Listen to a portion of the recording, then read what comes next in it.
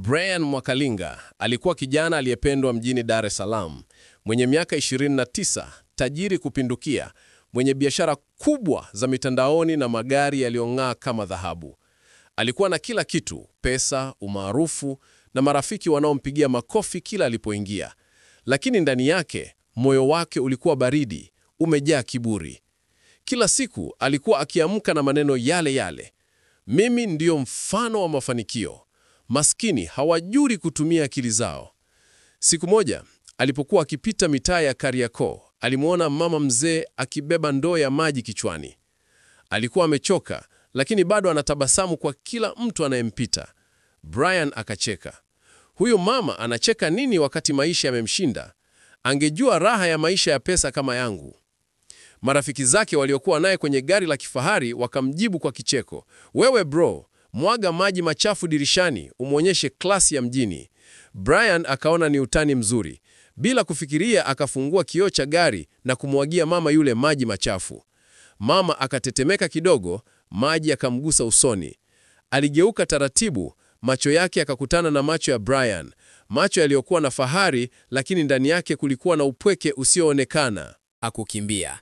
Alinyanyua macho yake taratibu, macho yaliyokomaa kwa maumivu ya miaka mingi, kisha akasema kwa sauti ya utulivu, kijana, Mungu akubariki, lakini kumbuka, maji unayonimwagia leo yanaweza kukurudia kesho. Maneno hayo yalimgonga Brian kama radi ya kimya. Marafiki zake wakaangua kicheko. Acha mambo ya kishirikina mama. Bro, twende. Gari likaondoka kwa kasi, likimwacha mama yule amesimama katikati ya vumbi, macho yake yakiangaza kwa huzuni na huruma. Siku zikapita na mambo yakaanza kubadilika. Kwanza, akaanza kupata kesi isiyoeleweka. Kampuni yake ikatuhumiwa kwa udanganyifu. Wafanyakazi wake wakamgeuka, marafiki wakaanza kumwepuka. Kisha, nyumba yake ikachomwa moto kwa hitilafu ya umeme, ikiharibu kila kitu alichokijivunia. Brian alijikuta peke yake, bila msaada, bila marafiki.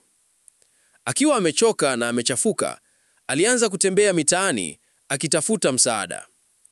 Watu waliokuwa wakimcheka wakamgeuka, sasa walikuwa wanampita bila hata kumwangalia. Siku moja akiwa hana pa kwenda, akaenda kwenye kanisa dogo pale Temeke kuomba msaada wa chakula. Aliposogea, alimwona mama mmoja mzee akigawa chakula kwa watu maskini. Alimsogelea taratibu, alishtuka moyo ulipomgonga. Yule mama alikuwa Mama Teresia, yule aliyemcheka na kumwagia maji machafu miezi michache iliyopita. Akajificha nyuma ya ukuta akitetemeka kwa aibu. Lakini kabla hajageuka, mama akasema kwa sauti ya upole, Brian, njoo hapa mwanangu. Nilijua utarudi. Brian alihisi dunia imesimama. Unanijua? Aliuliza kwa sauti ya hofu. Mama akatabasamu. Ndiyo. Nilikuombea siku ile. Nilijua Mungu atakuletea fundisho, si adhabu. Brian aliinama chini, machozi yakimdondoka. Mama, sikustahili hata neno lako. Nilidhani mimi ni bora kuliko wengine. Mama akakaa chini karibu naye, akamshika mkono. Brian, kuna kitu hujui. Nilikuwa mfanyabiashara zamani. Nilipoteza kila kitu baada ya ajali, lakini nilijifunza jambo moja: pesa inaisha, lakini tabia inabaki. Brian akashangaa. Ulikuwa mfanyabiashara? Ndiyo, mama akasema kwa utulivu. Labda Mungu alitaka nikupitie njia niliyoipitia ili uelewe kuwa maisha hayako kwenye magari wala majumba. Maisha yako kwenye upendo na heshima. Kwa mara ya kwanza, Brian alilia kama mtoto mdogo. Siku zikapita. Brian alianza kujitolea kwenye kanisa lile. Alikuwa akiosha vyombo, kubeba maji na kusaidia wazee. Watu wakaanza kumtambua. Yule kijana tajiri wa zamani sasa amekuwa mnyenyekevu, anayeishi kwa imani. Mwaka mmoja baadaye, Brian alianza biashara ndogo ya kusambaza maji safi kwa bei rahisi mitaani.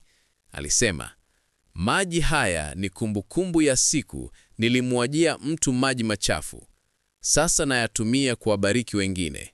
Brian alisimama mbele ya kamera yake ya YouTube, macho yakiwa na amani, akisema, nilidhani utajiri ni kufurahia maisha bila mipaka, lakini uhalisia ni kumjali kila mtu, hata wasio na kitu. Usimdharau mtu. Leo anaweza kuonekana maskini, lakini kesho anaweza kuwa daraja lako la wokovu. Kisha akapiga goti chini, akamkumbatia Mama Teresia, sasa akiwa kama mama yake wa kweli. Fundisho ni kwamba kiburi hukupandisha haraka, lakini upendo na unyenyekevu hukuweka juu kwa kudumu. Maji machafu unayowamwagia wengine yanaweza kuwa mvua ya baraka juu yako, ukitubu na kubadilika. Hii ilikuwa Hadithi Time. Usisahau kutufuatilia, kushare na kusubscribe kwa hadithi nyingine yenye mafunzo.